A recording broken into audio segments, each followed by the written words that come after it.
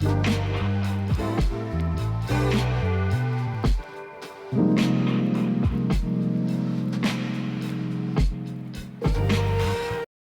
good, everyone? Hope y'all's week is going alright. This week's video is on the second installment to When Boxers Choke/Flop. The title pretty much speaks for itself. With that being said, let's start the video.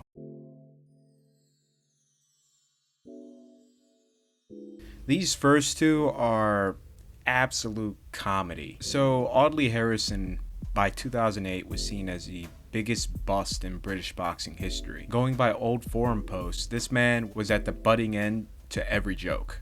Harrison was given a rare opportunity by an up-and-comer promoter, Eddie Hearn, to be part of a unique series called Prize Fighter. 3 fights, 3 rounds apiece in 1 day. Harrison will go on to win it all.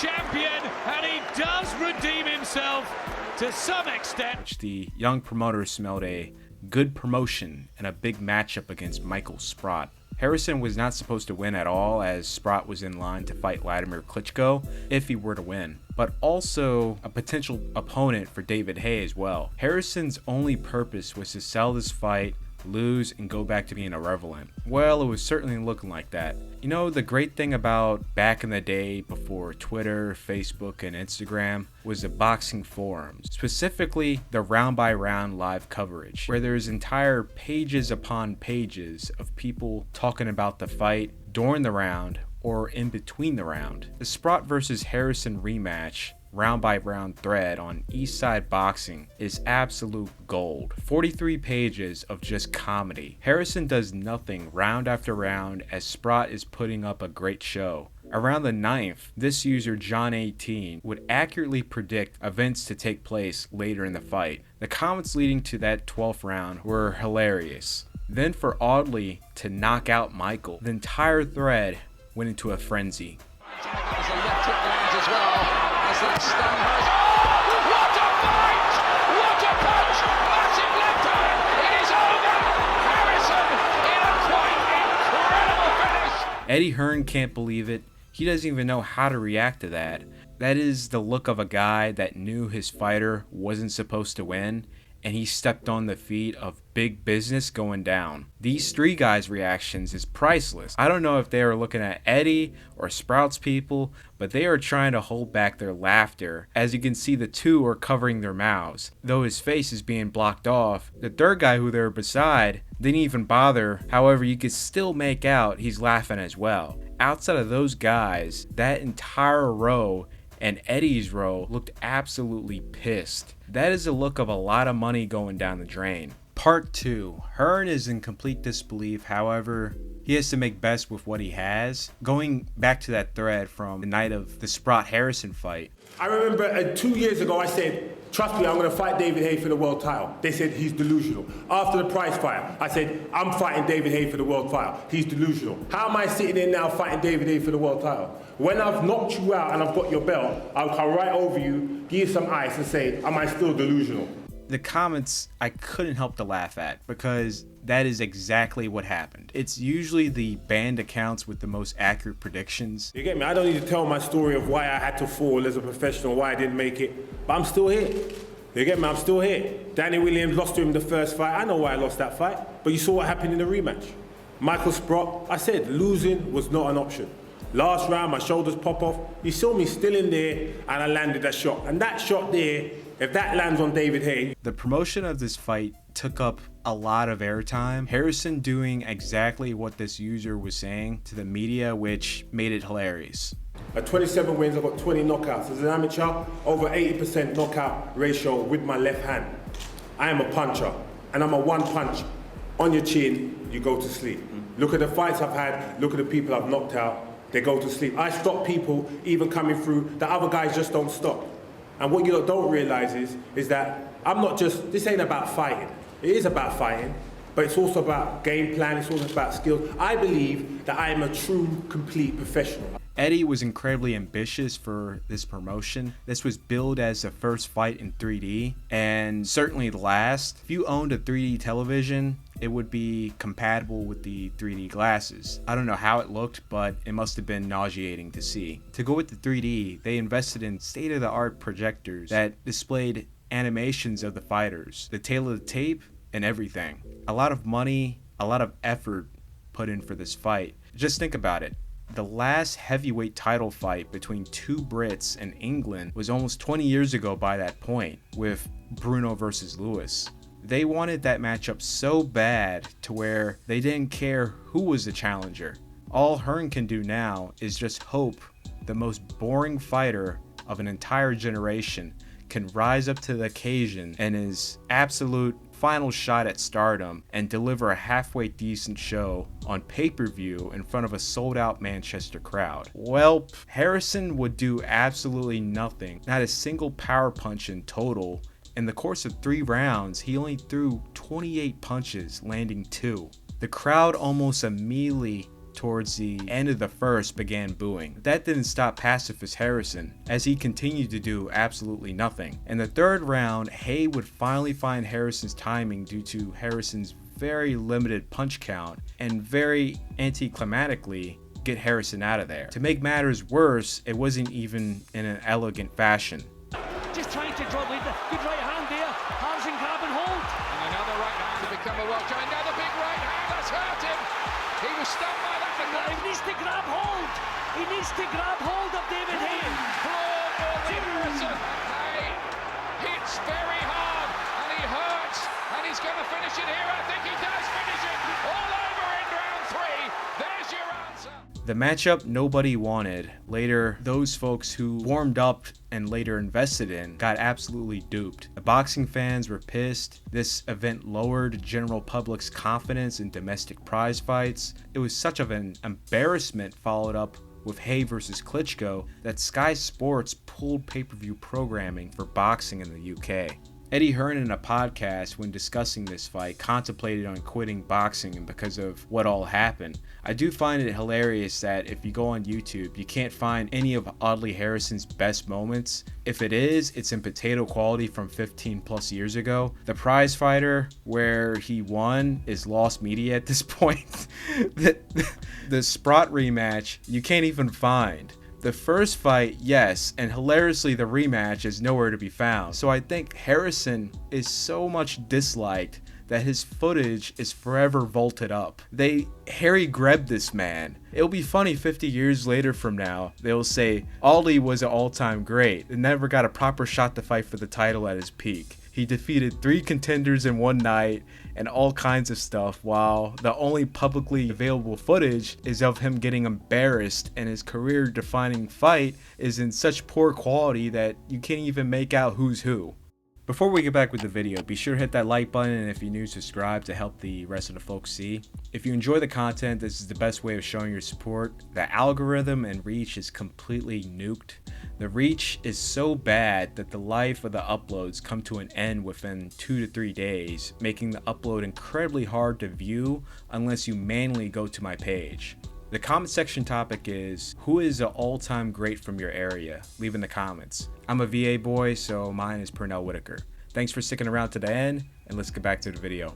Benn is just coming off his series with Eubank Jr. This was part of Zuffa Boxing flagship events where Benn was paid an astronomically high amount of money given the opponent he was facing, which was Regis Prograis. Regis' best days were well past him. Benn was receiving a $10 to $15 million purse. Benn was expected to deliver a statement of a performance to send a message to the top welterweights. However, it turned into a rough grinder of a fight that would go the distance for Benn to pick up a 10-round decision, retiring Regis. The amount spent did not reflect on the return investment, sort of like a modern-day Disney film.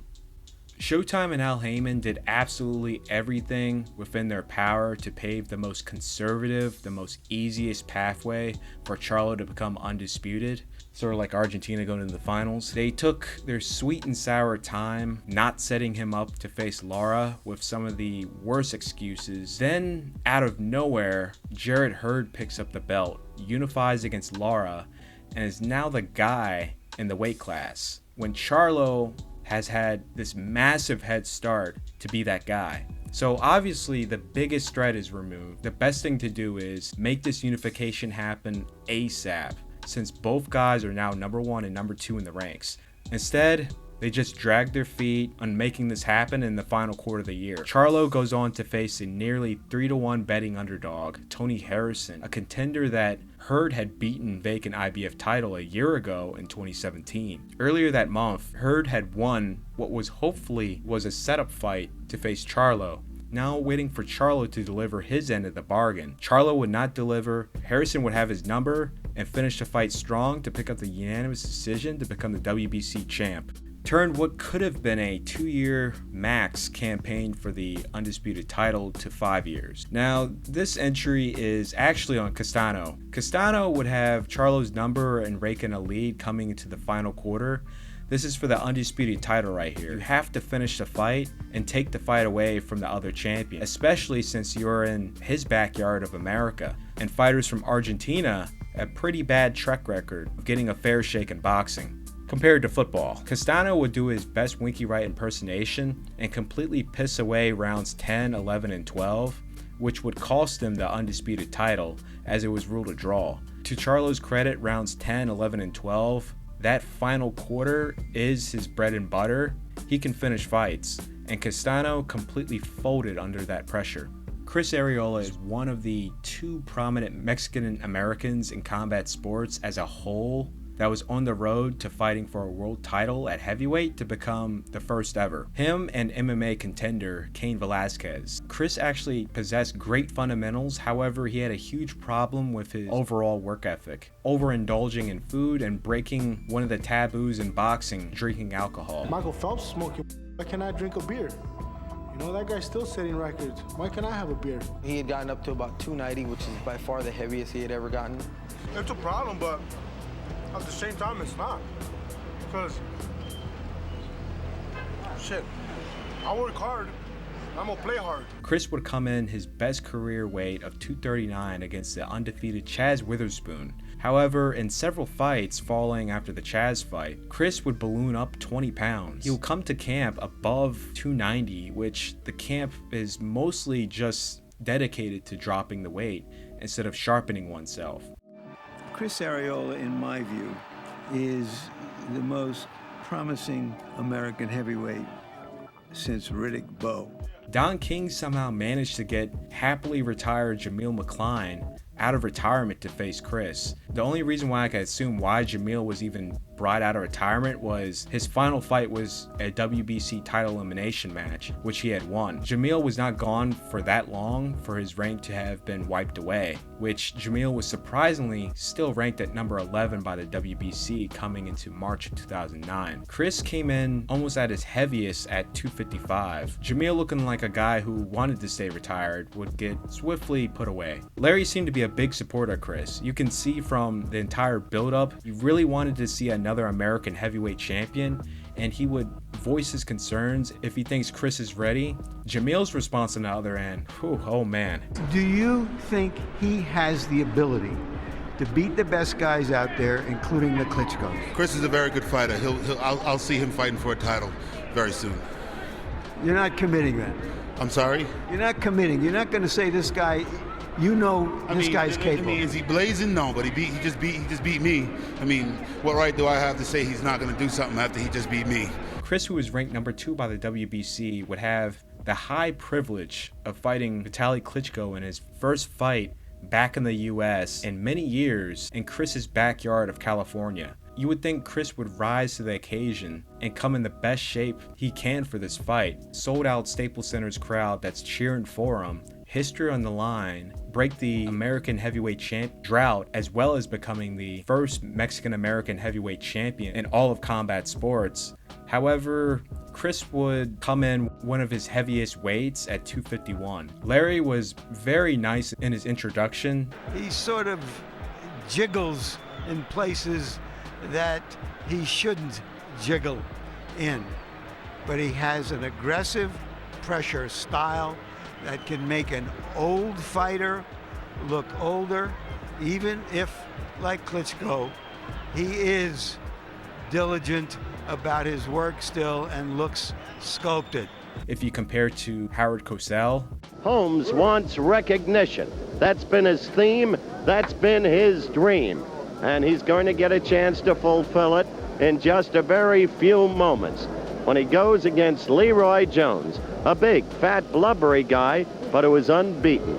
I mean, holy crap, 2000s and present day wouldn't be able to handle Howard's brutal honesty. Klitschko would completely outclass Chris. It was a masterclass performance by the 38-year-old. Klitschko would stop Chris in the 10th round to retain the title. He would have a meltdown, all while you could see Larry, who was visibly disappointed. He's just as smart to fight in there. And whatever I did, he'd find a way to counteract that. And he'd just find a way to win, and I'll find a way to lose. I think you gained a lot of fans in losing here and for giving a great effort. Thank you very much, Chris. Genuinely thought that he was going to beat Klitschko, where very briefly it looked like Larry broke character. I didn't think that Vitaly Klitschko could still put on that kind of a performance at his age and with some of the chronic injuries he had before. Everyone was hoping or thinking maybe this is the American heavyweight who could be a defibrillator, get the heart pumping again. He did give a hell of a good effort. He was just in with a better and a bigger man. This matchup was made during the peak of Rahman Jr. versus Jake Paul talks / beef. Rahman Jr. is the son of former lineal champion Hasim Rahman. Rahman was the last real heavyweight champion from the US, earning the title when he beat Lennox Lewis. As mentioned in my video, which I'll cut to, you're free to skip this part. It's just me of explaining why Hasim Rahman has some of the worst luck I've ever seen from a prize fighter. Hasim Rahman has probably the worst luck I've seen from a prize fighter. There's got to be like some evil spirits that's out to get this man. His IBF title elimination, where he completely dominated David Tua for 9 rounds till the end of the 9th round. Tua would hit him after the bell, which rocks Rahman. Rahman was unable to recover coming to the 10th round, which resulted in a 10th round stoppage. Not even a year later, Rahman against Moskaev, up on all judges' scorecards coming into the 8th round, despite being wobbled, survives, but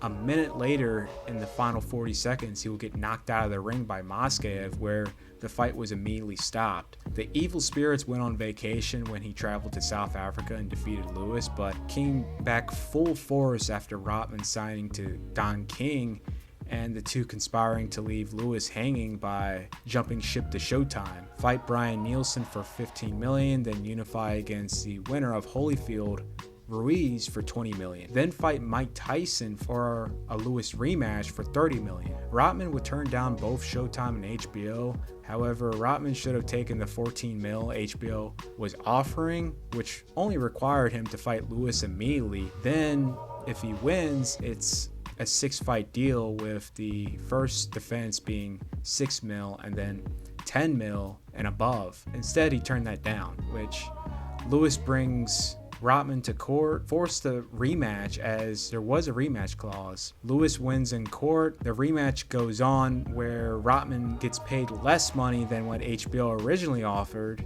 and the rest is history. Literally, the next fight, in a relatively even fight, would go off the rails as Rahman would get an insane knot on his forehead, which resulted in a technical decision loss. Harold Letterman scoring the fight even coming to the 7th round when the knot began to form. The very next fight, close fight with David Tua. Letterman has him up on the scorecards, but Rahman needs a dagger. Rahman, for the most part, is winning the 12th, with him doing a victory lap and dancing in the final 10 seconds. Shoe shines Tua while on the ropes, as Tua didn't land any scoring shots. Tua is continuing to throw shots after the bell, very reminiscent to the first fight. However, Rahman sees this coming and he counters him, which he ends up dropping Tua. Harold had him up 115-113, but the judges saw it another way and the fight was a split decision draw. Now fast forward, another title fight, for this time as the WBC champion after being promoted to champ by email, in a fight that Harold and one other judge had him winning by 2 to 3 rounds. The rest of the judges scored it a draw once more. So really, outside of the Lewis win in South Africa, Rahman, he just couldn't catch a break. Some kind of voodoo curses on this man, and the curse continued, and unfortunately it transferred to his son. Rahman Jr. was up against the son of Tommy Morrison, James Mackenzie Morrison. Both guys were undefeated, however, you can tell immediately from the opening bell, Rahman Jr. was a much more experienced fighter. Nice jab off the southpaw. I think Morrison's best process for Rahman. He really has. Morrison, who gets tagged with a big right hand at the end. Nice combination, but he comes right back.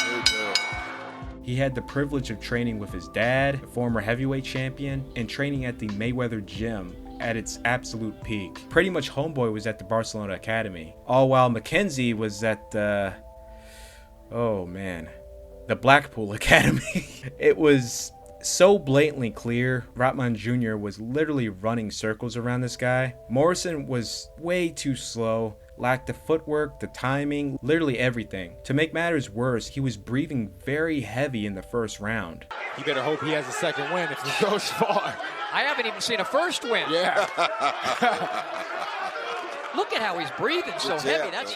But Rahman Jr., for some reason, just continued to play with his food, pepper Morrison, and not just take him out. And that's where he went wrong. Because Mackenzie may not have that athleticism and speed like his father. However, you're still fighting a Morrison. And both sons got incredible heart, and they can absolutely crack. 19 wins, 17 knockouts. Why are you playing games with this man? Just take him out already. Then the 5th round came. This reminds me of the Dragon Ball Z movie, BoJack Unbound. Gohan was taking an absolute beating from BoJack and his goons, and it was about to end for Gohan. Goku connects with Gohan spiritually, reminds him who he is and who he's the son of, and his purpose, and Gohan snaps and just wreaks havoc. Because at the start of the bell, Mackenzie was looking sharp, and he was moving like his dad, and then he landed. This man has woken up. Then moments later, he cracked Rahman again, which froze Rahman, who seemed in utter shock.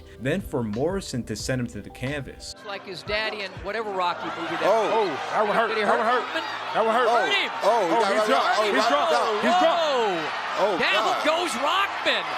Oh, God. And I don't think he's getting up. He gonna get up, but I don't know how well he gonna be. Morrison would do the smartest thing and really get some heavy breathing in to go on full attack mode when Rahman makes the count. Commentators in shock of how the fight was looking at that point. Rahman's legs are completely gone. Morrison is rushing in there like his dad, perfectly lining up his shot to land a beautiful uppercut, which sends Rahman's head back, then followed up with a hook for the ref to stop the fight. Referee stops the fight. Rahman Jr. is irate. What a turnaround. Wow, that was. What a turnaround. Well, you guys kind of set up. It was like an attitude change what a turnaround. in Kinsey. What a turnaround.